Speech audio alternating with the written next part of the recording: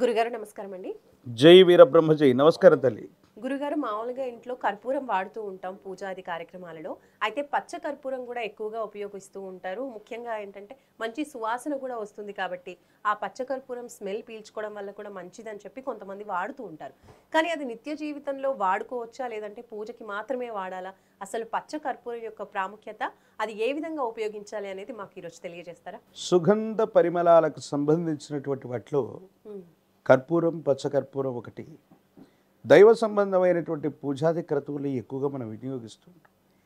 ఎందుకని దైవ పూజల్లో మనం ఉపయోగిస్తూ ఉంటామంటే పరిశుభ్రమైనటువంటి వస్తువులు, వస్త్రాలు, పుష్పాలు, అలంకరణ సామాగ్రి ఇవన్నీ పెట్టినా కూడా సువాసన భరితమైనటువంటి పచ్చ కర్పూరాన్ని ఉపయోగించడం వల్ల అక్కడ ఉన్నటువంటి వాతావరణం గాలి శుద్ధి అవుతుంది. నకారాత్మకమైనటువంటి శక్తిని తగ్గించడానికి, దురదృష్టాన్ని తగ్గించడానికి, కొన్ని రకాలైనటువంటి భావనల ప్రకారంగా నెగిటివ్ ఫోర్స్ని పూర్తిగా జీరో చేసి పాజిటివ్ ఫోర్స్ని, పాజిటివ్ ఎనర్జీని పెంచడానికి ఉపయోగించేటువంటి కొన్ని రకాలైనటువంటి దైవిక వస్తువుల్లో పచ్చకర్పూరం ఒకటి.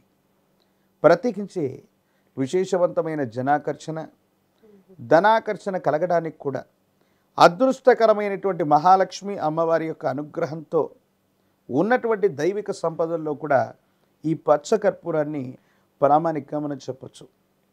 పచ్చకర్పూరం అన్నటువంటిది భగవత్ సంబంధమైనటువంటి పూజాది క్రతువుల్లోనే కాదు, మన ఇంటి ప్రాంగణంలో, ప్రత్యేకించి కార్యాలయాల్లో, మనం నివాసం ఉంటున్నటువంటి ప్రతి చోట కూడా పచ్చకర్పూరాన్ని మనం వినియోగించవచ్చు.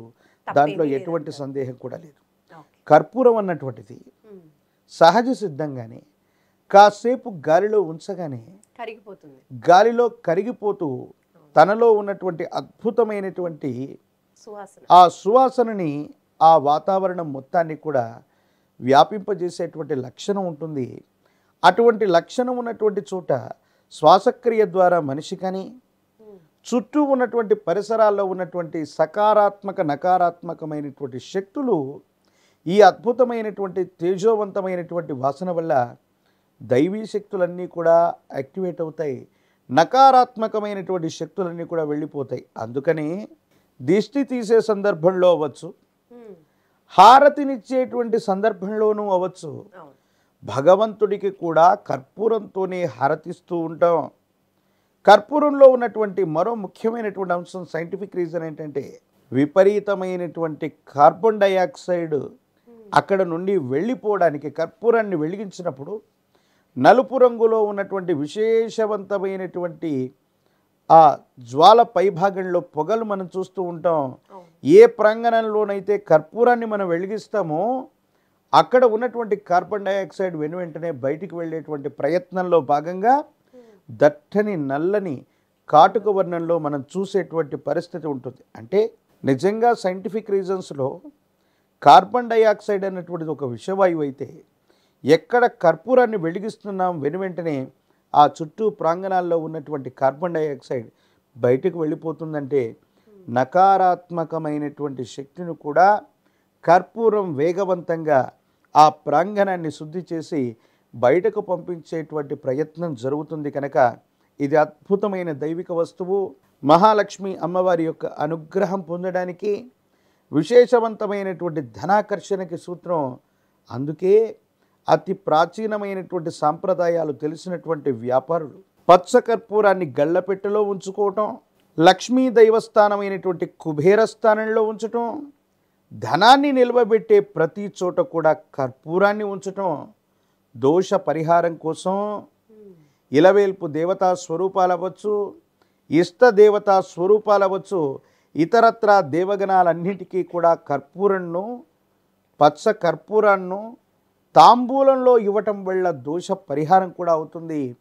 నకారాత్మకమైనటువంటి శక్తులు, దృష్టి దోషాలు, గ్రహ దోషాలు, మనం ఉంటున్న ప్రాంగణంలోని సమస్త వాస్తు సంబంధమైన విషయాల్లో ఇబ్బందులు కూడా తొలగించగలిగిన శక్తి పచ్చ కర్పూరానికి ఉంది. కాబట్టి అమ్మవారి దేవి స్వరూపంగా మనం భావన చేస్తూ ఉంటాం. కుబేర స్థానంలో ఉంచటం వల్ల విశేషవంతమైన అనుకూలవంతమైన ఫలితాలు తప్పకుండా పొందే అవకాశం ఉంది. అంటే కొంతమంది అల్మారాలో బంగారం డబ్బులు పెట్టే చోట కూడా పెడుతూ ఉంటారు. అలా పెట్టడం వల్ల కూడా ధనాకర్షణ పెరుగుతుందంటారా గురుగారు? బంగారం, సువర్ణం ఈ రెండు కూడా అమ్మవారికి ప్రతిరూపాలు.